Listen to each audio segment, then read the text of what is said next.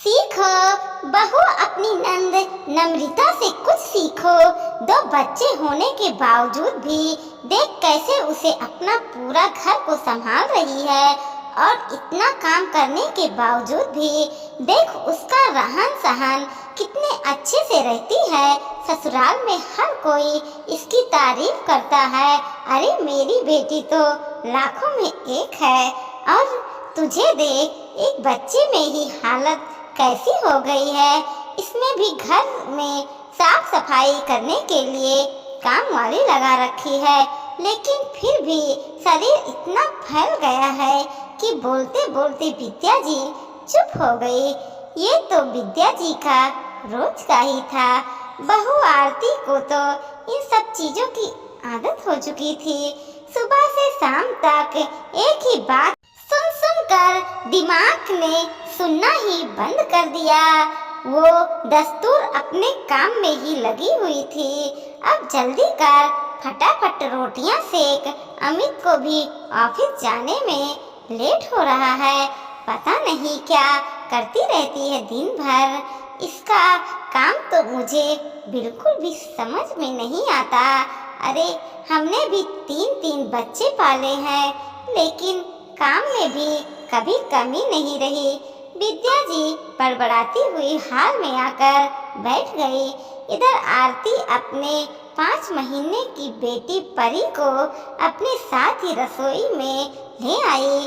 साथ ही साथ उसके पालने में उसे लेटाकर रोटियां सेकने लगी। रोटियां सेक कर सबसे पहले अमित और पापा जी को खाना खिलाया और उन दोनों को ऑफिस के लिए रवाना किया। फिर विद्या जी को खाना परोसा और उन्हें खिलाकर अपने लिए थाली लगाकर अपने कमरे में आ गई। साथ में ही परी को भी ले आई। परी अभी पालने में ही खेल रही थी, इसलिए आरती ने फटाफट खाना खाना शुरू कर दिया। अभी एक दो निवाला खाए ही थे कि इतने में छोटी कुंवारी नंद रेशम भी अपने कमरे से निकलकर आ गई और आते ही आरती को आवाज लगाकर बोली, भाभी जल्दी से मेरे लिए खाना लगा दो, मैं भी कॉलेज जा रही हूँ। खाना खाते हुए आरती के हाथ रुक गए। जवान नंद है, अपना खाना खुद लगाकर नहीं खा सकती, इसके लिए भी खाना लगाकर देना पड़ेगा। आखिर आरती खाना खाते खाते उठी और पहले रेशम के लिए खाना लगाकर उसे परोसकर देकर आई। वापस खाना खाने बैठी तो घर के डोरबेल बज उठे। पता था दरवाजा उसी को ही खोलना है, तो उठकर दरवाजा खोलने गई। दरवाजा खोला तो सामने काम करने वाली रमा थी। रमा घर में आते ही अपने काम पर लग गई। आरती वापस अपने कमरे में गई और खाना खाने बैठ गई। इतने में विद्या जी आकर बोली, आरती अभी तक खाना नहीं खाई तुमने? कितनी देर हो गए तुम्हें बैठे हुए? धीरे धीरे समय वेस्ट करती रहती हो। मम्मी जी, वो मैं रेशम के लिए खाना परोसने के लिए। अच्छा ठीक है, अब एक काम करो, खाना वाना खा पी कर तैयार कर लेना। शाम को नमिता के घर जाना है, उसका देवर अच्छे नंबर से पास हुआ है, इस कारण छोटी सी पार्टी रखी है उन्होंने। अभी फोन आया था और ढंग से तैयार हो जाना, और अब जल्दी बता दिया है तो समय से तैयार हो जाना। वैसे भी तुम्हें धीरे धीरे काम करने की आदत है। परी का कोई भी जरूरत का सामान है वो भी साथ के साथ रख लेना, बाद में मत कहना कि मैं भूल गई थी। कहकर विद्या जी जिस गति से कमरे में आई थी उसी गति से वापस चली भी गई। खैर आरती ने अपना खाना खाया और बर्तन रखने रसोई में गई। बर्तन साफ करने लगी थी कि इतने में परी रोने लगी। काम बीच में ही छोड़कर ही पहले उसे संभालने के लिए आ गई। खैर पूरा दिन ऐसे ही निकल गया। आरती फटाफट सारे काम निपटा रही थी। आज वो अपनी सास को डांटने का कोई मौका देना नहीं चाहती थी, नहीं तो फिर विद्या जी का क्या भरोसा, वो कहीं भी शुरू हो जाती है। खैर शाम को आरती अपना काम निपटाकर समय से तैयार होने के लिए अपने कमरे में जाने लगी तो ससुर ने आते ही एक कप चाय की डिमांड कर दी। तब अमित ने भी कहा, आरती चाय बना रही हो तो सबके लिए ही बना लो, आज वैसे भी बहुत थक गया है। आखिर आरती रसोई में सबके लिए चाय बनाने के लिए आ गई और चाय बनाकर सबको दे आई। विद्या जी के कमरे में चाय देने गई तो विद्या जी बोली, बहू मैंने कहा था भूल गई, अभी थोड़ी देर पहले ही तुम्हारे पापा जी ने फोन करके बताया था कि उनके पास जरूरी काम आ गया है तो वो नहीं जा रहे हैं, इसलिए फटाफट से उनके लिए दाल बना दो और रोटी सेक दो और थोड़ा जल्दी कर दो ताकि हम समय से रवाना हो सके। ठीक है मम्मी जी, मैं जब तक खाना बनाती हूँ आप परी को तैयार कर दो ताकि मुझे भी समय मिल जाए और मैं समय से तैयार हो जाऊँ। अरे वो हमारे पास आती कहाँ है, वो तुम्हारी बेटी है, उसे तो तुम खुद ही तैयार करो, वैसे भी वो तो हर समय तुमसे ही चिपकी रहती है। आखिरकार विद्या जी का जवाब सुन करके आरती मन मसोद कर रसोई में चली गई। उसे लग रहा था कि वो लेट हो जाएगी। उसे फटाफट रसोई में जाकर कुकर में दाल चढ़ाया और आटा लगाकर रोटियां सेकने लगी। फटाफट रसोई का काम निपटाकर अपने कमरे में आ गई और परी को तैयार किया।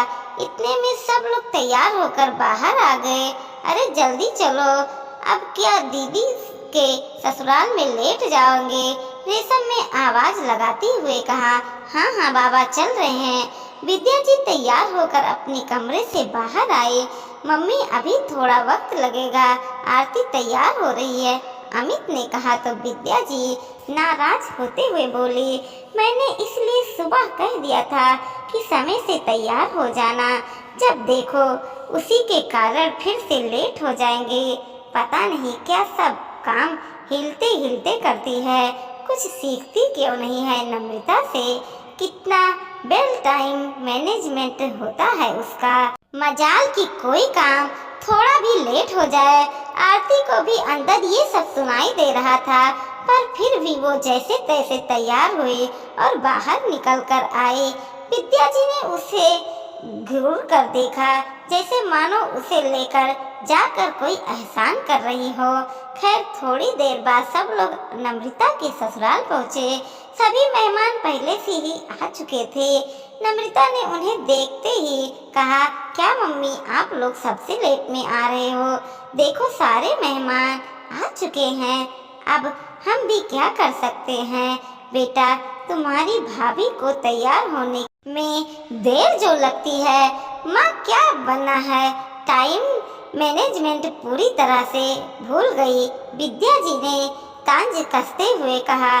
खैर वह भी किसी ने परी को अपने गोद में नहीं लिया। सब बतियाने में लगे रहे और पूरे टाइम परी को आरती ही संभालती रही। इस दौरान आरती ने देखा कि नम्रता के 10 महीने के बेटे को किस तरह नम्रता के सास ससुर परिवार वाले संभाल रहे थे। नम्रता फ्री होकर दूसरे काम आराम से कर रही थी। तभी विद्या जी आरती के पास आकर बोली, आरती फटाफट खाना खा लो, हम घर भी चलना है। लेकिन खाना खाते समय परी रोने लगी। उसने अमित से कहा कि परी को संभाल ले, लेकिन अमित फोन का बहाना करके उठकर चला गया। रेशम तो आरती के पास ही नहीं आई। उसके उम्मीद से विद्या जी ने की तरफ देखा तो विद्या जी ने कहा, बहू ये तुम्हारा बच्चा है, इसे तुम ही संभालो, आखिर एक बच्चे को उसकी माँ ही बेहतर संभाल सकती है। कहकर विद्या जी दूसरे से बात करने लगी। आखिर आरती परी के साथ ही खाना खाने बैठी, पर परी तो चुप होने का नाम ही नहीं ले रही थी। इसलिए आरती को खाना खाते खाते ही बीच में उठना पड़ा। थोड़ी देर बाद वो लोग वहाँ से रवाना हो गए। घर आए तो परी सो चुकी थी। आरती परी को अपने कमरे में लिटाकर रसोई में आई और अपने लिए दाल रोटी लेकर बाहर डाइनिंग टेबल पर आकर बैठ गई। ये क्या, आते ही खाना शुरू कर दिया। अरे तुम्हारा पेट है या क्या है, भरता ही नहीं, कितना खाती हो तुम। अमित ने टोका, इसलिए खा खा कर फैलनी जा रही हो। अरे अब थोड़े अपने शरीर का भी ध्यान रखो, अभी थोड़ी देर पहले ही तो खाना खाकर आई थी। विद्या जी ने कहा। मम्मी जी, परी रोने लगी थी, इसलिए मैंने पेट भरकर खाना नहीं खाया था, इसलिए दोबारा खाना खाने जा रही हूँ।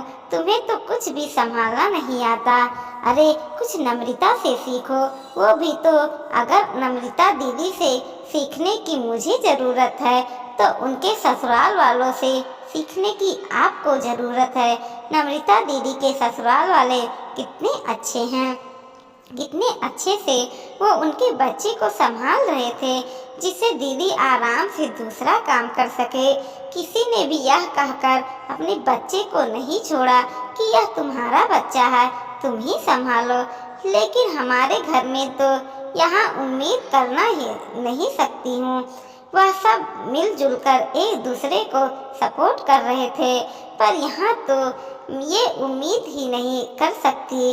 नम्रता दीदी परफेक्ट है क्योंकि उनके ससुराल वाले परफेक्ट है, पर यहाँ तो कुछ भी कहना बेकार है। कहकर आरती अपनी थाली लेकर कमरे में चली गई। पीछे विद्या जी मुंह फुलाकर बैठ गई। आखिर आज उनकी बहू ने उन्हें आईना जो दिखा दिया था, पर सासू माँ सुधर जाए या तो नहीं हो सकता, इसलिए आरती ने अपने आप को में ही बदलाव कर लिया।